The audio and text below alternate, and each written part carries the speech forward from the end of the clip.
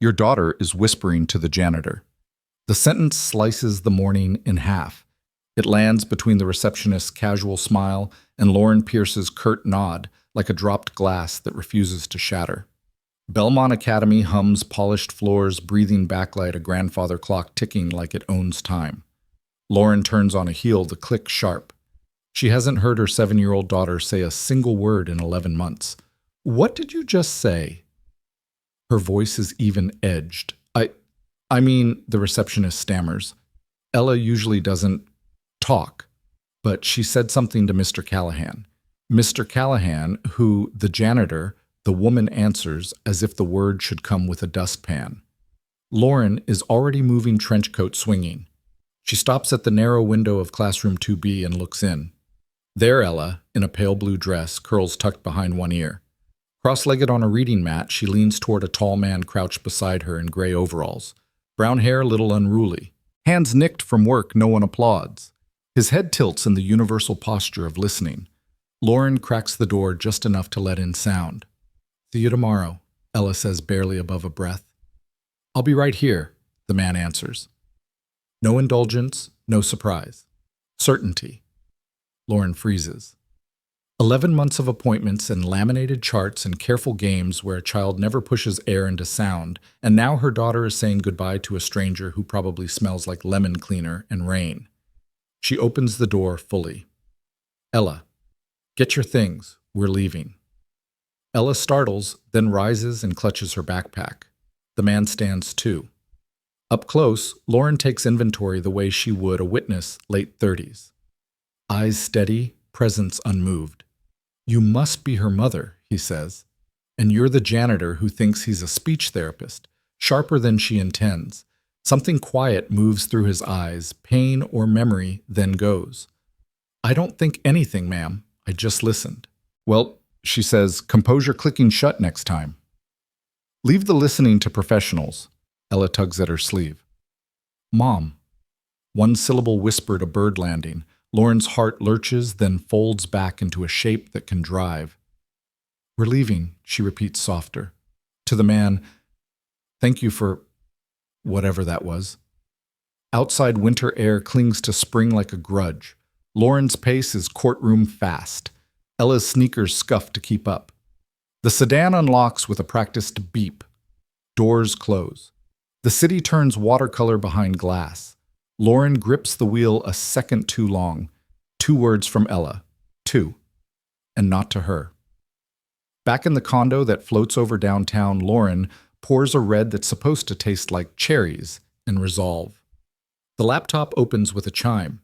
Fingers hover, then type JAKECALLAHAN Belmont Academy. The staff page offers a list and a void, no headshot, just a name under facilities. She narrows the search, Jake Callahan, speech therapist, New York. An old journal article surfaces, Innovative Approaches to Selective Mutism by Jacob Callahan. MS-CCC SLP.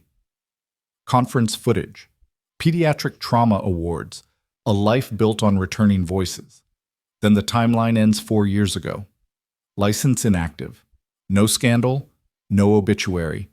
A man who coaxed sound from silence simply vanished and now mops floors at her daughter's school.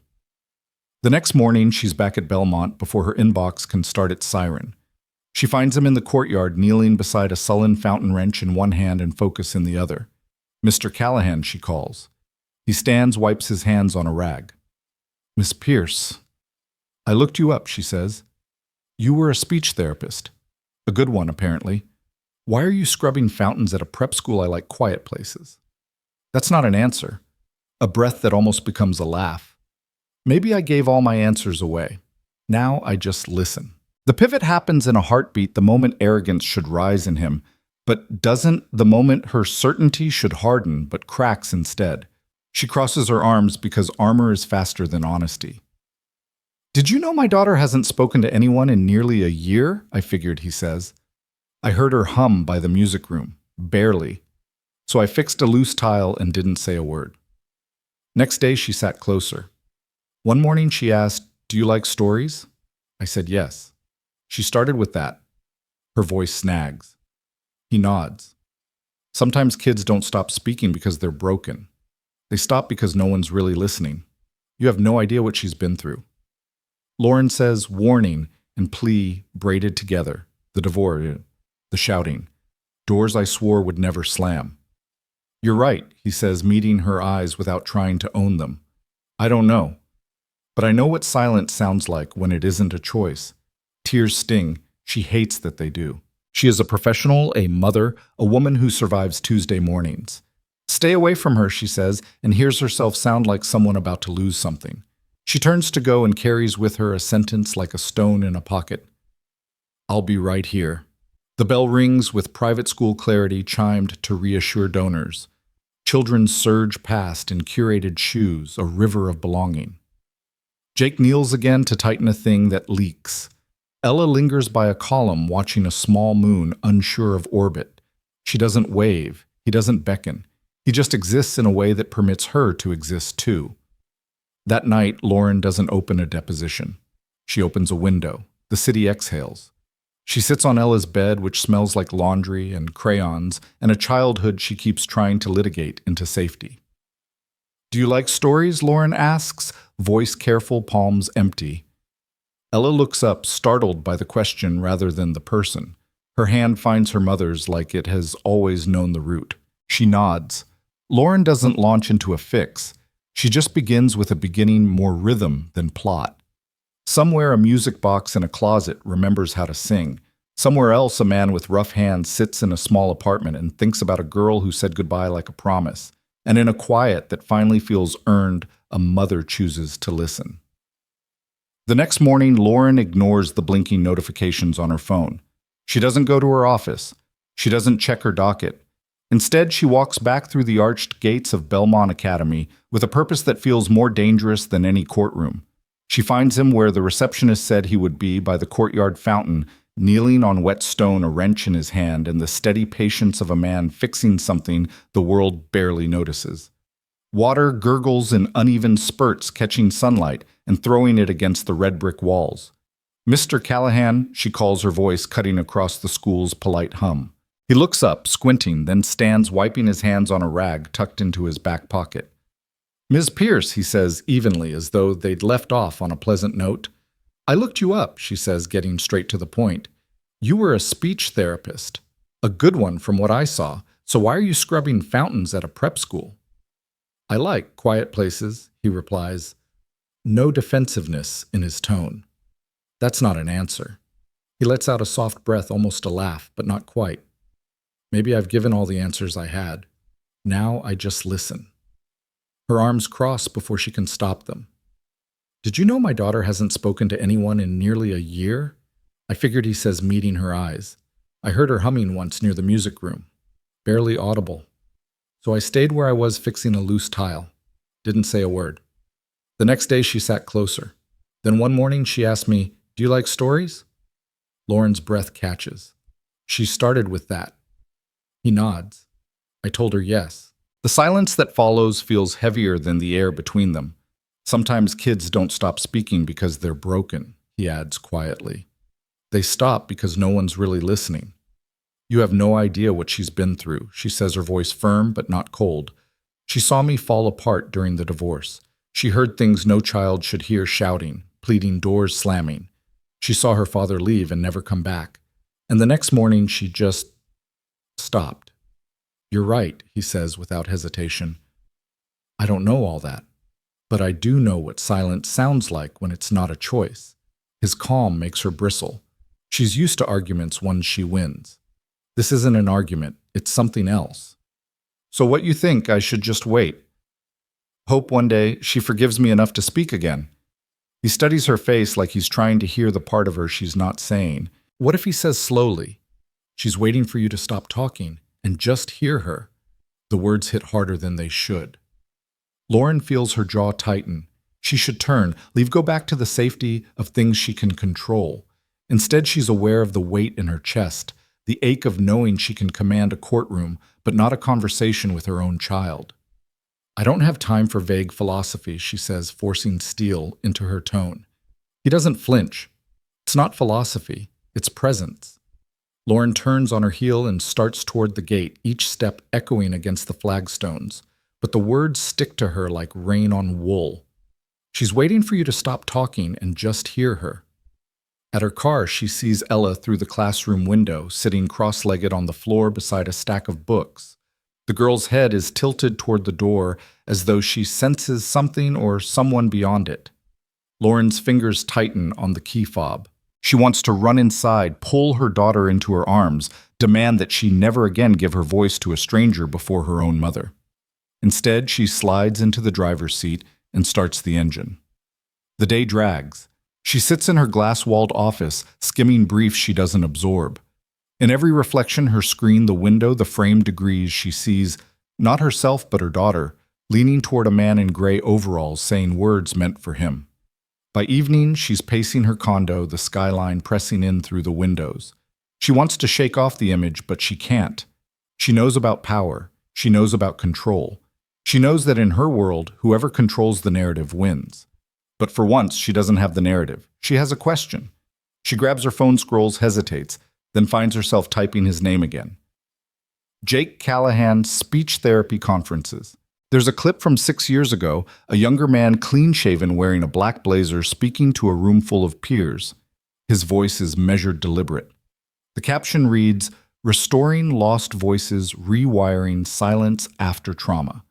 But it's the pinned quote beneath the video that stops her. When a child stops speaking, don't ask what's wrong with them. Ask what the silence is trying to say. Lauren exhales slowly. Somewhere in the city, that man is fixing leaks and replacing light bulbs while her daughter whispers to him. She doesn't know yet if that's a problem to solve or a miracle to protect. She just knows she can't stop thinking about it. 2 days pass before Lauren gives in to the restlessness. She tells herself she's only at Belmont because she had an early court filing nearby, but her heels know the route too well. She finds Jake in a narrow hallway, balancing a bucket and a broom, as though he's navigating a tightrope. "We need to talk," she says. His eyebrows lift slightly. Privately, she nods. He gestures toward a side door leading her into a small, unused staff lounge. The air smells faintly of old chalk and lemon polish. A single window lets in muted winter light. She doesn't sit. "I want to understand something. My daughter has refused every professional I've hired. Top therapists, world-class clinics. And then out of nowhere, she starts talking to you, a janitor. You say that like it's a diagnosis," he replies mildly. "I say it like it's not your profession." "Fair," he says, leaning the broom against the wall. He doesn't look cornered. He looks still. Lauren waits for an explanation, some admission that he's crossing a line. Instead, he just watches her. She doesn't talk. Lauren continues, her voice sharpening. "Not since she saw me break down during the divorce. She heard every word I swore she wouldn't heard me begging her father to stay. And the next morning she stops speaking. The words hang between them. She hates that saying them aloud feels like a confession." "That's not your fault," Jake says softly. "Don't patronize me. I'm not." "But you're trying to fix her like she's broken." "She's not. She's protecting herself." Lauren's arms cross tighter, but the barb doesn't land the way she expects. "So what do I do? Just sit around and hope she forgives me enough to speak again?" He studies her face. "What if she's not waiting to forgive you? What if she's waiting for you to make space for her silence?" Her throat feels tight. "I talk for a living. I command rooms, cross-examine liars. I'm not gentle." "You don't have to be gentle," he says, sitting down at one of the old tables. "You just have to be present." She stares at the worn wood grain between them, unsure if she's angry or relieved. "Why did you stop practicing?" she asks finally, her voice quieter now. His gaze shifts to the window. "My wife," he says. Lauren looks up. She was a singer, jazz, the kind of voice that made you close your eyes when you listened. 2 weeks after our wedding, she found a lump in her throat. By the time we caught it, the damage was done. Lauren swallows. "I'm sorry. I tried everything: therapy, experimental treatments, silent singing techniques. But I wasn't helping her heal. I was just trying not to lose her. And then one day I realized cancer didn't take her. Silence did. The room goes still. The only sound is the faint hum of the old radiator." He continues, "I walked away from the work after that. I couldn't sit across from another child trying to give them something I couldn't give the person I loved most. Lauren feels something in her chest shift. Not sympathy exactly, but recognition. The quiet shame of failing someone you swore you'd protect. She exhales slowly. Is that why you work here, to disappear partly? But then Ella sat next to me one day while I was fixing a heater. She didn't say a word, just listened. The next day she brought a book pointed to a sentence. Then she whispered, "Do you like stories?" That was her first line to you. He nods. She hasn't said it to anyone since she was 4. But it wasn't for me. It was her way of asking, "Will you sit with me in this silence?" And I did. Lauren's hand rests against the back of a chair, the tension in her shoulders loosening just enough for her to notice it. Before she leaves, she asks, "Will you keep talking to her?" "Only if she wants me to, you." The words follow her out of the lounge into the bright hallway, where children's voices rise and fall like the tide.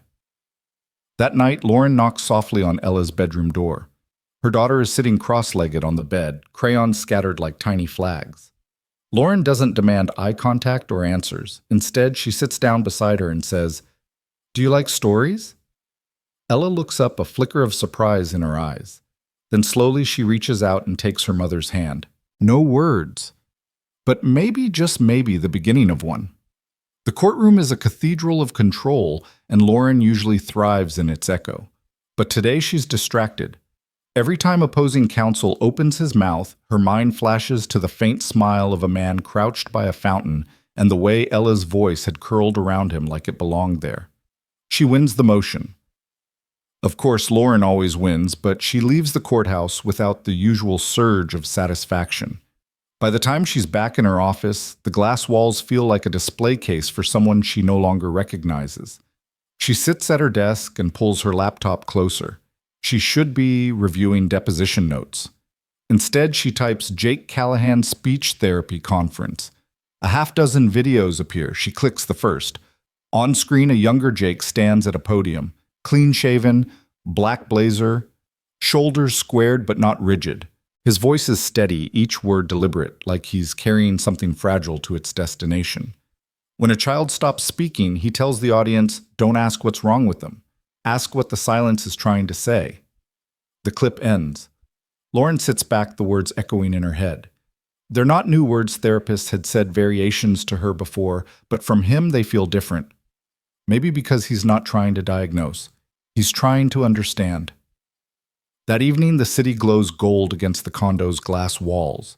Lauren makes grilled cheese sandwiches, simple, unpretentious, the one thing Ella will always finish. They eat at the small kitchen island, the hum of traffic seeping in from below. Ella nibbles at the crusts. Her gaze is fixed on the skyline, as though the lights are speaking in a language only she knows.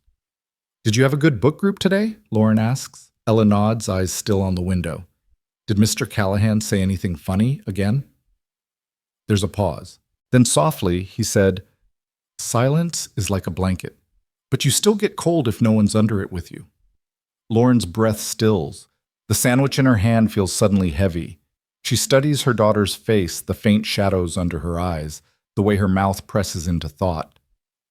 "What do you think that means?" Lauren asks carefully. Ella shrugs, but her voice is quiet and certain. "I think he means it's nicer when someone sits with you." Lauren nods slowly, but her mind is far away back in a dusty lounge, hearing him talk about a singer who lost her voice, and in the courtyard where water dripped from a fountain, and he said he'd just been listening. She doesn't know yet if she trusts him. She's not even sure she trusts herself in this. But she can't deny that her daughter, her silent, careful daughter, is speaking again, and the words are about him. Later, when Ella is asleep, Lauren stands at the balcony wine glass, untouched in her hand. The city hums beneath her feet. She thinks about blankets, about silence, and about a man who seems to understand both better than she does. Her phone is on the counter behind her. She could call him, ask what he meant, but some part of her already knows the answer, and that's what keeps her staring into the night a little longer than usual. Lauren tells herself she's only at Belmont for a quick drop-off, but she doesn't head straight for the exit. Her heels slow in the hallway, drawn toward the faint notes drifting from the music room. Through the half-open door, she sees Jake leaning against the wall, mop in hand, while Ella sits at the upright piano. Her fingers press uncertain keys, searching for something. It's not a song so much as a memory being sounded out one note at a time. Lauren steps inside quietly. What is she playing? Jake glances at her, then back at the piano. Not sure he says with a faint smile, but it sounds like her. Lauren moves closer. I never taught her to play. We had a keyboard once, but it mostly collected dust. She's not playing with her hands, he says. She's remembering with her heart. The words catch her off guard. I'm not sure I know how to do that, she admits before she can stop herself. You will, he says. Most people wait for children to perform. Ella's just asking to be heard. Minutes later, Ella emerges a small folder of sheet music clutched to her chest. She stops short when she sees her mother in the doorway. You came, she says softly. Lauren kneels to meet her eyes. Of course I did. Ella glances over her shoulder at Jake, who gives her an encouraging nod. Can we go to the park, she asks. The one with the lake. Lauren blinks. Ella hasn't asked to go anywhere in nearly a year. We can, she says, her voice warm but tentative. Right now. The late afternoon sun glances off the water as they walk along the shore. Ducks drift lazily unbothered by the weight of human silence. They find a bench, and for a while Lauren doesn't speak. She doesn't know if she's supposed to. Why did you stop listening to music? Ella asks suddenly. Lauren turns toward her. What do you mean? After Dad left, Ella says, the house got so quiet, but not the kind you like. Lauren exhales. I didn't want to hear songs that reminded me of who we used to be. Ella looks down, fidgeting with the hem of her dress. I thought maybe it was because of me. The words hit like a stone dropped in deep water. No, Lauren says firmly, cupping her daughter's cheek. Sweetheart, it was never you. I was trying to be strong. I thought silence meant I was holding it together. But sometimes Ella murmurs, it felt like you disappeared with him. Lauren closes her eyes. It's the kind of truth that lands without malice but leaves a mark. I'm sorry, she whispers. I didn't mean to leave you in the quiet. That night back at the condo, Lauren finds herself digging through the hallway closet. Boxes of holiday decorations, old trial binders, a dusty Bluetooth speaker, and at the bottom, a small velvet box. She opens it to reveal an old wind-up music box, silver-edged, its lacquer worn smooth. She winds it slowly, and the soft melody spills out. Ella appears in the doorway, her eyes wide. That's it, she says. That's what I was trying to play on the piano. I remember it from bedtime, before everything got quiet. Lauren kneels, the tune wrapping around them both. I didn't know you still remembered that sound. Ella looks at her for a long, quiet moment. I remember everything. Lauren pulls her close, the music box between them, the notes fragile but steady, just like the space they're starting to rebuild.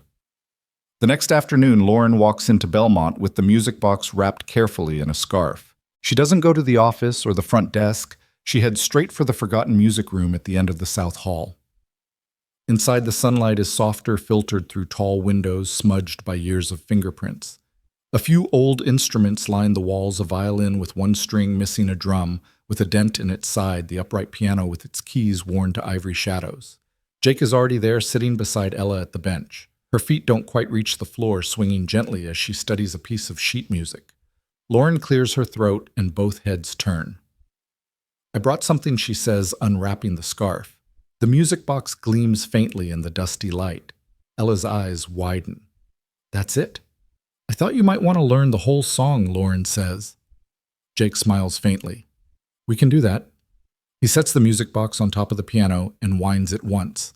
The melody threads through the room, delicate and uneven, like a voice still warming up after too long in silence. He leans toward Ella, pointing to the keys. Each note is like a word he tells her. You don't have to rush it, just feel it. Lauren takes a seat on a nearby bench. For once, she doesn't analyze the moment, doesn't try to catalog it for later.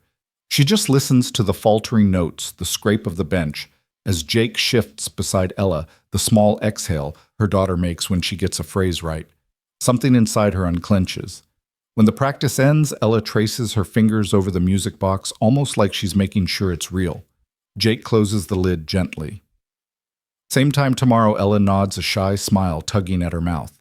As they walk back toward the parking lot, Lauren falls into step with Jake. If this, she gestures back toward the music room, were therapy, would you charge me? He looks at her with quiet amusement. No. Good, she says.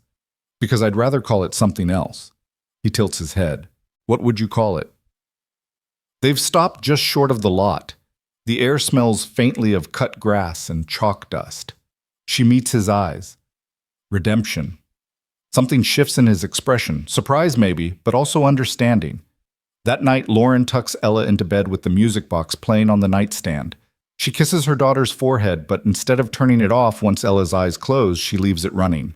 The melody drifts into the hallway down the stairs and into the living room, where Lauren sits with a cup of tea gone cold. She doesn't care. She lets it play. In another part of the city, Jake leans against the doorframe of his small apartment, listening to the quiet. For the first time in years, it doesn't feel like a wall.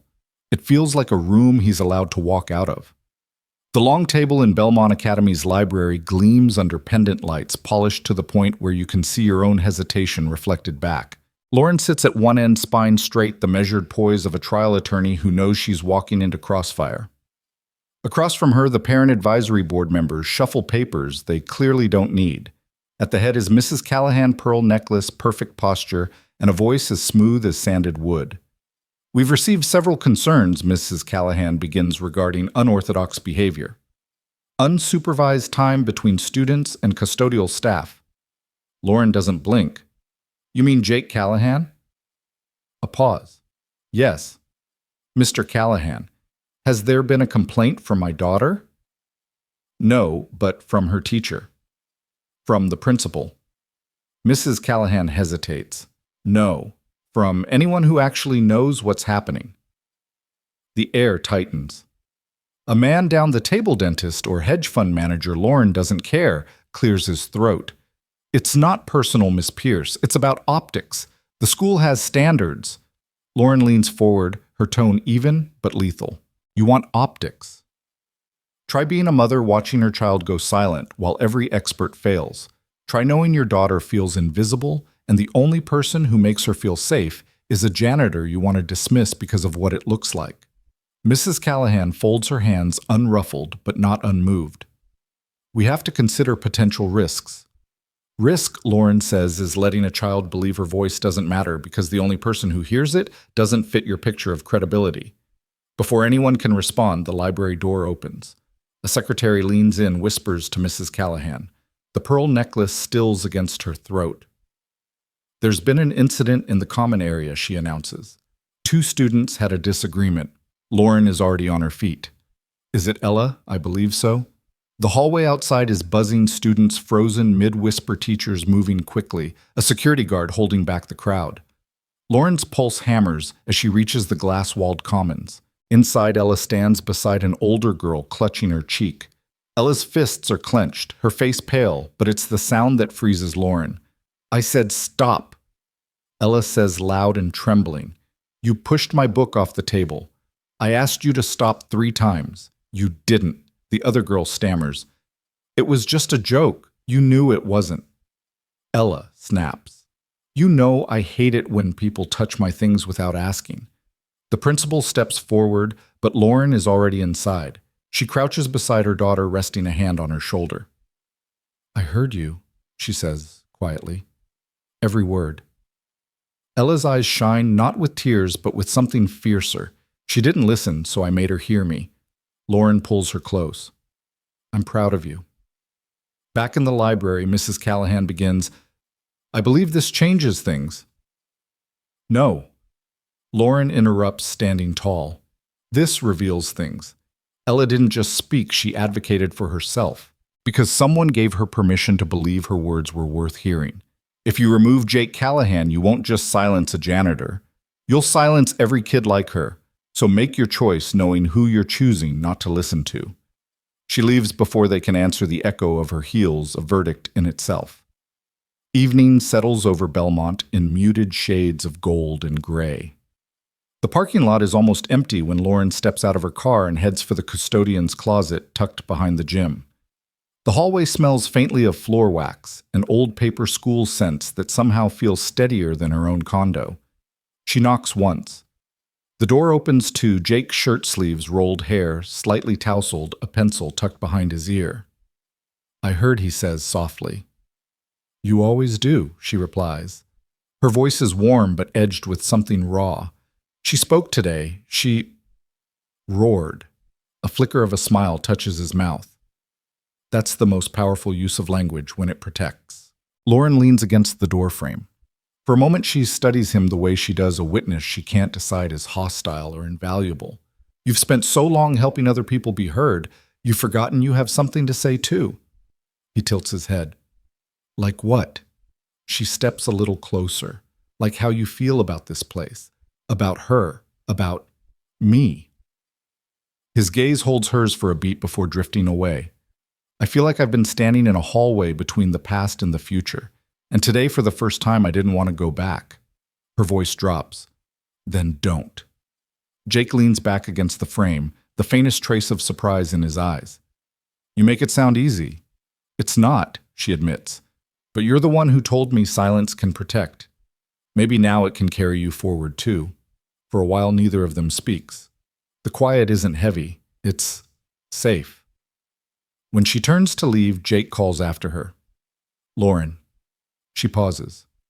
Ivy didn't need fixing, he says. She just needed someone who remembered what it's like to lose their voice. Her throat tightens. And you, I needed to matter without saving anyone.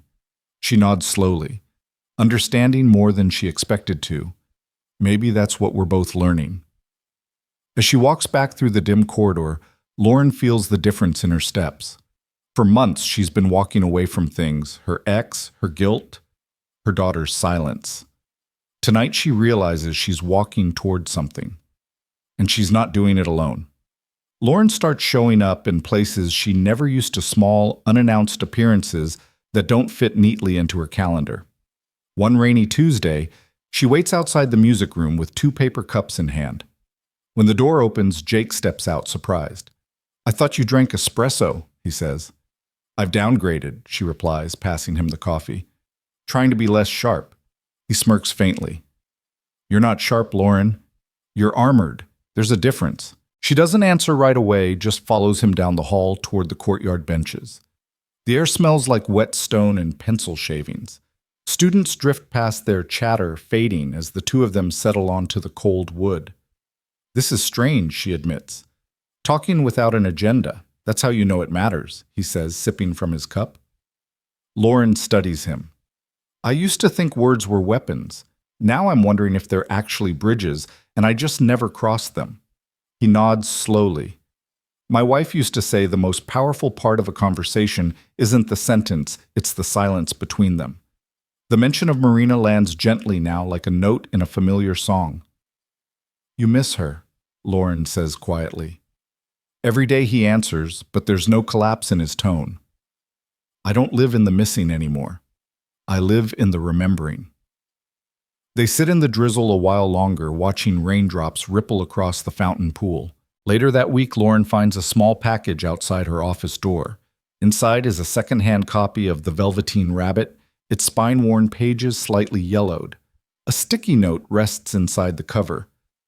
Because real things can't be ugly, they're just loved differently. Ella told me this last night. Thought you should know. Jay. She flips through the book slowly, fingers tracing over the lines. She hasn't read it since she was a child, but she remembers the ending. Once you are real, you can't become unreal again.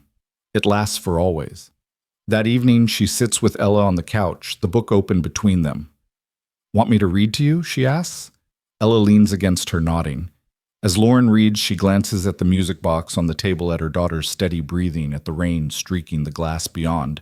She doesn't need to fill the space with more words. The story is enough. The company is enough. And for the first time in years, the quiet feels like home. Spring light filters through the tall windows of Belmont's library. Soft and honeyed dust motes drifting like slow confetti. At a corner table, Ella sits with her legs tucked under her chair, pencil poised above a blank sheet of paper. The assignment at the top reads, Who is your hero? Lauren arrives earlier than usual, her heels muted on the carpet. She's taken the rest of the week off a first in longer than she can remember. Jake meets her at the entrance.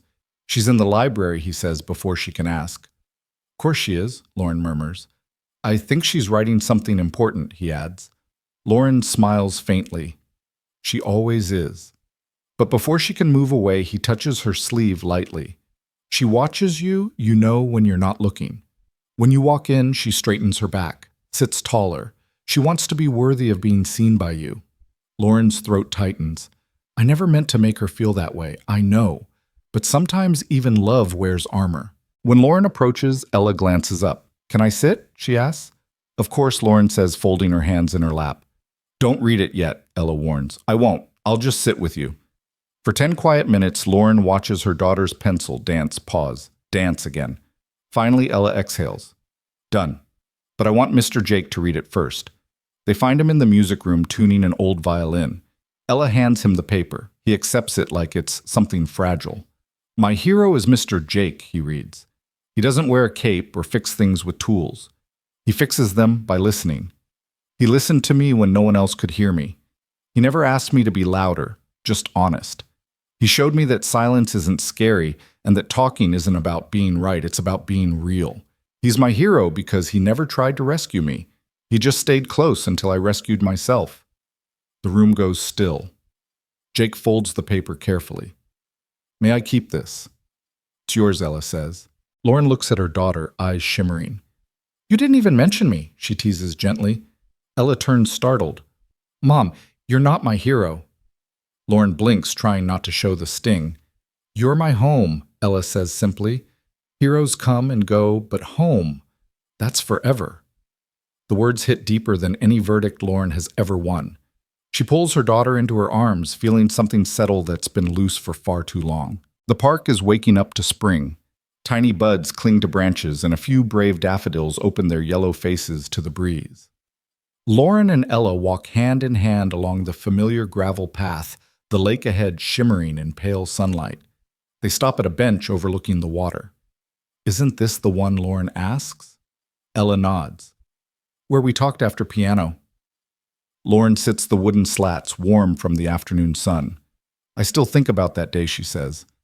I do too, Ella answers. Do you remember what I said to you? You said, you came back. I meant it, Ella says quietly. I chose to. From her small backpack, she pulls a folded piece of paper. This is for you. It's not homework. Lauren unfolds it to find a drawing, 2 figures holding hands, a music box between them. Musical notes float out, but instead of notes, they're hearts. Above it, in careful block letters, love doesn't always sound like a song. Sometimes it sounds like someone who stayed. Lauren feels the tears before they reach her eyes. Not the courtroom kind she can blink away, but the quiet kind that belong entirely to her. At the same time across campus, Jake is in a small classroom rearranging chairs into a circle. On the chalkboard, he's written, "Tell it how you feel it, even if it's quiet." It's the start of a pilot program, part music, part conversation for kids who need a safe place to use their voices. No media, no ribbon cutting, just 10 children, 2 old instruments and a music box on the piano. Later, when Lauren stops by to see the setup, she catches him wiping chalk dust from his hands. It's a good idea, she says. He shrugs lightly. It's not about ideas, it's about space. They just need somewhere they can speak without having to prove anything. You think it'll work? I think it already has. That evening, he shows up at her apartment with something wrapped in brown paper and tied with string. This is for Ella, he says. She unwraps it slowly, an old leather-bound notebook. Its pages lined with hand-sketched music notes and personal markings. This was Marina's, wasn't it? Lauren asks. He nods. The last thing she wrote in before she lost her voice. I thought Ella might want to make it hers. Lauren's fingers trace the worn cover. You're giving this away, I'm passing it on. That night, Ella sits cross-legged on the living room rug, the notebook open in front of her. Jake shows her how to read the scrawled notations explaining each mark with the patience of someone who knows music is more than sound, it's memory. From the couch, Lauren watches them, feeling as though the 3 of them are playing the same song now, even if none of them has named it yet. The end-of-year ceremony at Belmont fills the auditorium with a warm hum of voices. Folding chairs line the polished floor, stage lights bathe the red curtain in a soft glow. and parents lean forward with cameras ready. But near the front row, Ella sits with a folded piece of paper in her lap, her shiny black shoes swinging just above the floor. Backstage, Jake crouches beside her. "You don't have to read it all," he says gently, "just the parts that feel true today." Ella bites her lip. "What if I forget?" "Then speak from where it still lives inside you," he says. "That's where the best words come from." She nods, then turns to her mother. "Will you be where I can see you?" Lauren kneels so their eyes are level. "I'll be front row. I'll never not be where you can see me again." The principal takes the stage, offers thanks and applause, then announces something new. For the first time, our closing speech will be given by a student whose journey reminds us that finding your voice isn't about being the loudest, it's about speaking when it matters. Please welcome Ella Pierce. Ella steps into the light. For a heartbeat, the room holds its breath. She scans the crowd until she finds Lauren, then Jake, in the wings. She unfolds her paper and begins. "Hi. I used to be quiet, not because I had nothing to say, but because I didn't know if anyone wanted to hear it. Then someone did. He was the janitor. He didn't ask me to speak. He just stayed. And somehow, that made me want to." The room is utterly still. My mom is here too. She's a lawyer, a very good one.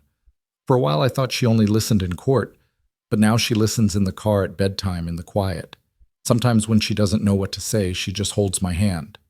That's even better. Ella glances down at her notes, then folds them closed. I learned that voices are like music. They don't all sound the same. Some are loud, some are soft. Some stay hidden for a long time. But when they come out, they deserve a place to land. Thank you to Mr. Jake for giving my voice a place to land. And thank you to my mom for giving it a place to grow. I'm not afraid to speak anymore because I don't have to be perfect. I just have to be me. When she finishes, the applause is not a roar but a reverent swell, as though no one wants to break the spell she's cast. Jake doesn't bother to hide the wetness in his eyes. Lauren stands, her smile breaking open with pride. Backstage, Ella runs first into Jake's arms.